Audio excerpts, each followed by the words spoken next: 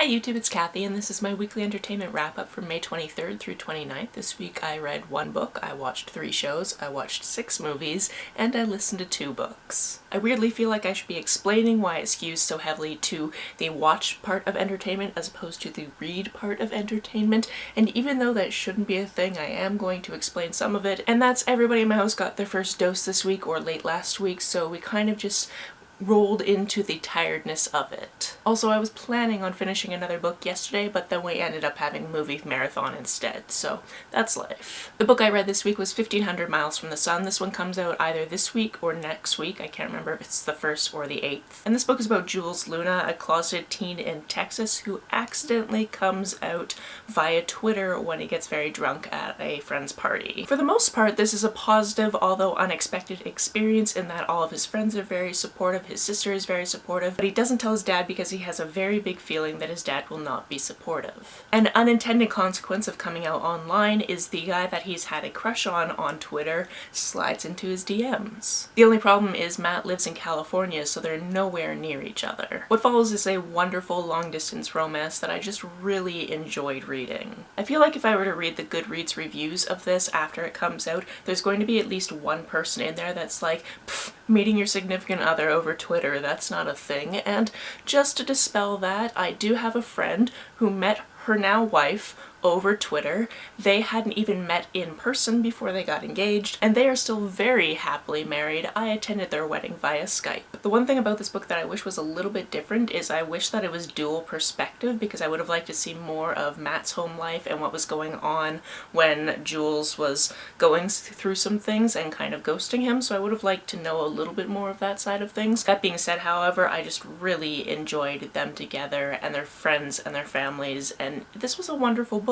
Please read it. On to the shows I watched, the first one being RuPaul's Drag Race Down Under. I watched episodes 4 and 5, which means I'm caught up. One of the contestants that went home early came back, and I don't really know how to feel about it because he left pretty spectacularly and kind of in a hissy fit and is very talented, so that's great, but yeah. Additionally, outside of the show, I had seen articles about how one of the contestants has performed in blackface and yellowface before, and that was actually brought up in the 5th episode and discussed, so I didn't know that was going to be a part of the show, and that was interesting. We of course also watched Malcolm. I believe we have another season of that, and we of course also watched Bones. We have about another 24 episodes of that as well. I don't really have anything specific to say about either of those shows, which is why I'm just lumping them together here for the sake of just making this go by as quickly as possible. On to the 6 movies I watched this week, with the first one being The Hitman's Bodyguard. This is a movie I had never heard of before, and when I saw the premise of it and who was in it, I immediately figured I had to watch it. This stars Ryan Reynolds, who plays the bodyguard character, and through some circumstances he ends up having to bodyguard a hitman. As you might guess from the title, it's not that deep. But that hitman is played by Samuel L. Jackson.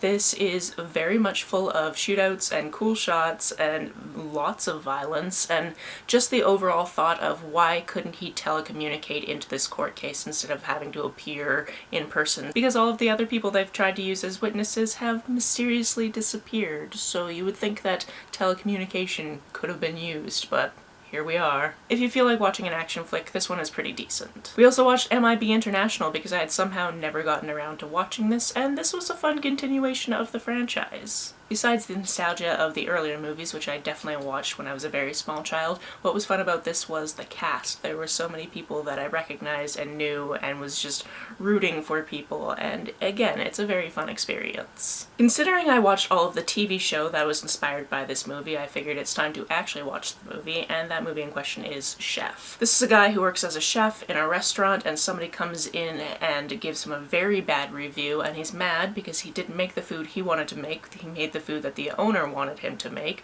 so he kind of gets in a Twitter rivalry with this guy because he doesn't really understand Twitter and ends up sending him a message he thought was private, which was not private. So he ends up losing his job and then ends up opening a food truck, and it's fun. The end of the movie was a little bit abrupt, especially with the speed up in a relationship that was in the movie, and I don't understand exactly why it had to end that way. I'm not super mad about it, it just seems logistically weird. This is another movie with a star-studded cast because it stars Jon Favreau, who you might know from the Marvel Cinematic Universe, and there's a lot of other people from the MCU in this as well. Now we're on to the movies that were part of our movie marathon yesterday, the first one being 10 Things I Hate About You. We ended up watching this because Can't Take My Eyes Off of You came on a Spotify playlist, and then everybody who was awake in the house and upstairs went, "Can we watch 10 Things I Hate About You?" And then of course we did. If you've never seen this before, this is a contemporary remake of Taming of the Shrew that takes place in Seattle/Tacoma, Washington. And essentially we have these two sisters, one that's older and kind of prickly and one that's younger and really wants to date. However, her dad has said that she can't date until her older sister does, so people make a plot to make it so that somebody will take out the older sister so they can go out with the younger sister. Based on the actors in this movie, we ended up watching 2 additional movies. We watched She Drives You Crazy because the girl that plays Mandela in that one was also in She Drives You Crazy. Admittedly, other people were talking over this movie quite a bit,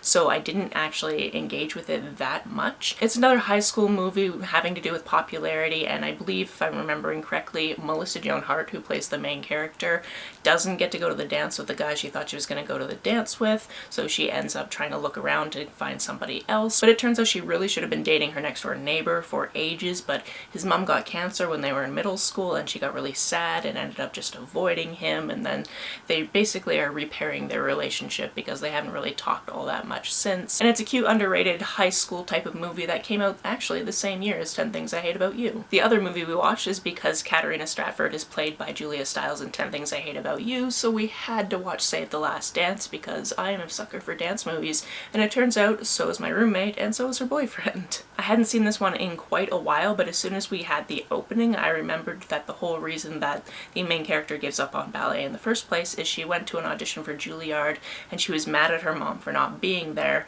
Meanwhile, her mom was actually trying to get there, ended up in a car accident and ended up dying. So basically she felt super selfish for being mad at her mom at the same time that her mother was literally dying, gives up ballet, has to move cities to move in with her father that she doesn't really know, and then she finds somebody at her new school who she kind of has a hate-love thing for, and he teaches her how to dance the style of the dance that they do there as opposed to ballet, and then of course she does audition for Juilliard again. If like me you haven't watched this since the early 2000s, just know that Kerry Washington is in this, and she is fantastic. A lot of this movie also has to deal with the fact that this was an interracial relationship and what that means for various people, not only the couple, but outside of the couple. On to what I listened to, we moved from the high school movies to college with a book called They Said This Would Be Fun. This is a book about the author's experience growing up and then going to a primarily white college in Ontario when she is Black.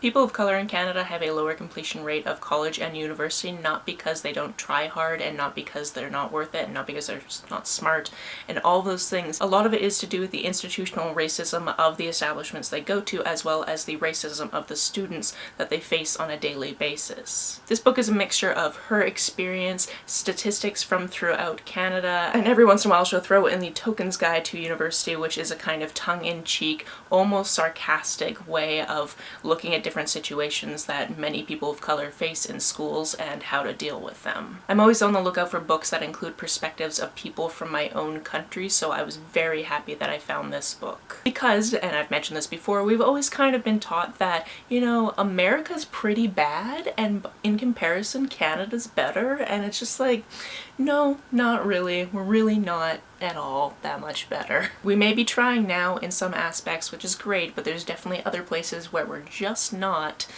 So stop perpetuating that lie, Canada. The other book I listened to this week was Ace, What Asexuality Reveals About Desire, Society, and the Meaning of Sex. This book should be required reading. As an ace person myself, it took a pretty long time in my life for me to realize that I identified on that spectrum. And through this book I found out that's not uncommon. There were a lot of things I did in my past because I felt like they were things that people are supposed to do as opposed to they were things that I really wanted, and now I completely understand that disconnect.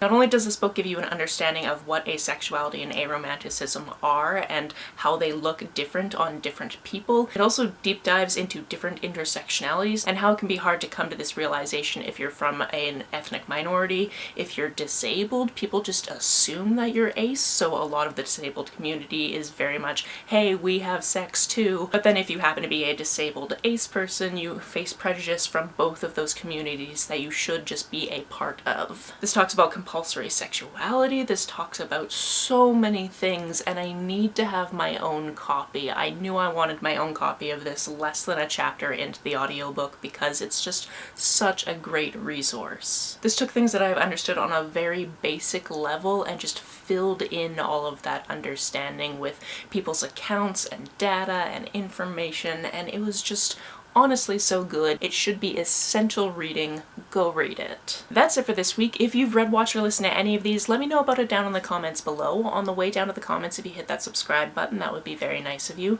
If you don't feel like leaving a comment but want to make sure that I know you were here, just leave me an emoji or a smiley face if you're on your keyboard.